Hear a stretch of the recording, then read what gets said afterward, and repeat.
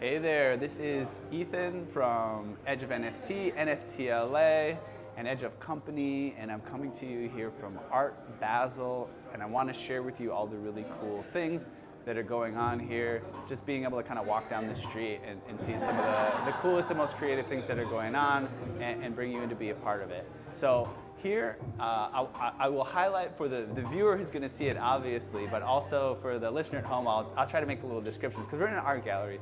There's digital art everywhere.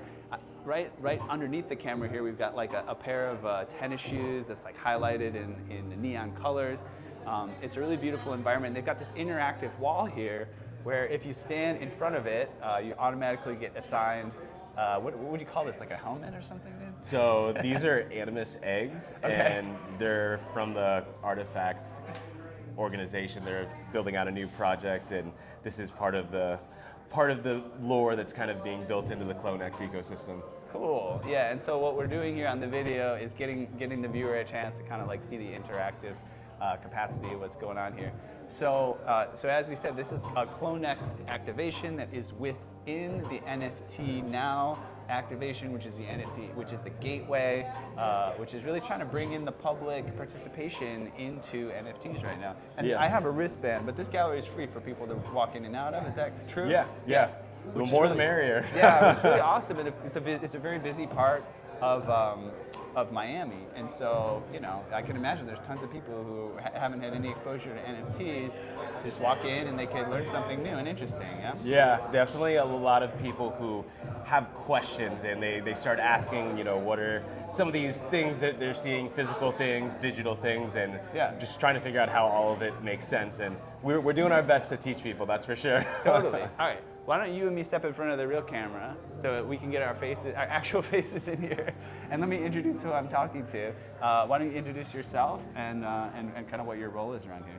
Yeah, my name's Cass333 on Twitter at least, and I'm here with the CloneX Artifact group helping put on this event to make sure that everyone has a good time and just enjoys themselves. Very, very cool. And how did you get wrapped into all of this? Like, what was the inception of your involvement? Yeah. Yeah, so I am a community manager at Artifact, and I started as a moderator. I started as a just collector who liked the brand, and snowballed into me providing as much as I could and becoming a part of the team. And I feel kind of lucky to be here and be able to do some of these things now. Yeah, that's great. I'd love to hear a little bit about that process, because that's a thing now. It's Yeah. like a pattern, right? I mean, we didn't have this. This is a new part of what it's like to be in this point in history. Yeah. Right? To be able to be in like an online group and to like sort of become a moderator of it, and then sort of like show like kind of community support and get recognized and be given like a larger role. What's that been like from your perspective? Like, yeah.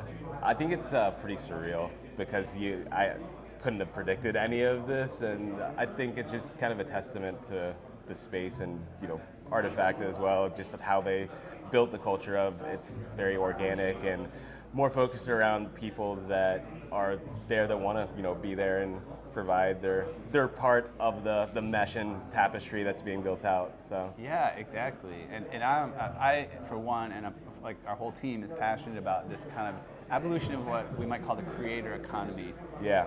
And even beyond people being creators, the way that I see it is it's almost like a self-expression Yeah. economy as well, where it's like you don't necessarily have to like study to do some job that somebody needs so that you can get paid. You can Yeah. sort of like pay attention to what you care about, which makes you an expert anyways in something that you're really good at. Yeah. And then you just get recognized, right? And get compensated. I don't know what Yeah. if you're compensated or whatever, but you can get compensated in multiple ways, whether it Yeah. be like status or some type of rewards or monetary compensation. So it's really cool to see these things organically happening. Yeah.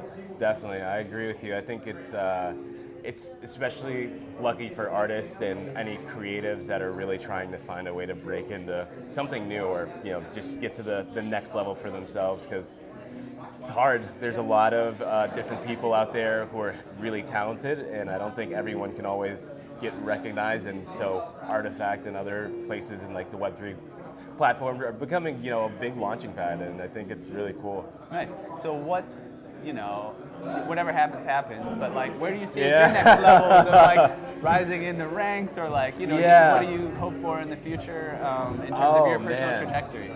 So I push myself, so I have big goals in life. Awesome. But you know, I'm an artist. I create, do everything from music to 3D, and I would love to just become a better artist. I would love to make more specific things and be on some tasks for Artifact. That would be really cool to see some of my some of my aspects in there, possibly contribute somehow. Then I'd also love to just, you know, push the boundaries as an artist and see what I can do with Web3 and blockchain, and I'm ready to take on whatever I can. Very cool. Well, great story from somebody who I interviewed yesterday, who the listener will get a chance to hear on some of these compilations.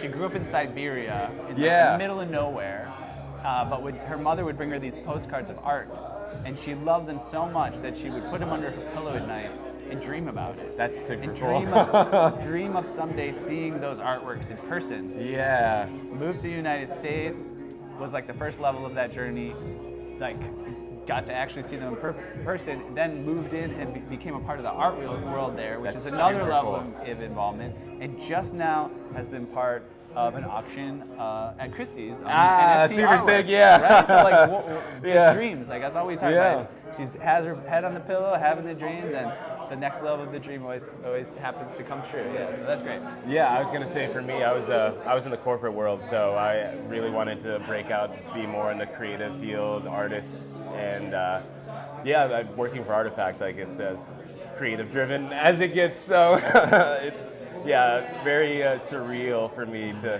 have like this whole full circle. A little fun fact: I used to send marketing ideas to Nike when I was a kid via email, thinking that they would like use my commercial and then like they start like, I don't know, bringing me onto the marketing team. But you know, as a little kid in high school, You never know. Well, now especially when you're a kid, sometimes you do get extra opportunities. But here I am now, technically working for a Nike company, so it's like it's not too far off. Very cool. All right, well, we want to keep these short and sweet so that people can get a sample of everything that's going on. So before we roll out, let's make sure you give us like where people can follow Artifact and yourself and what's going on and keep up with things.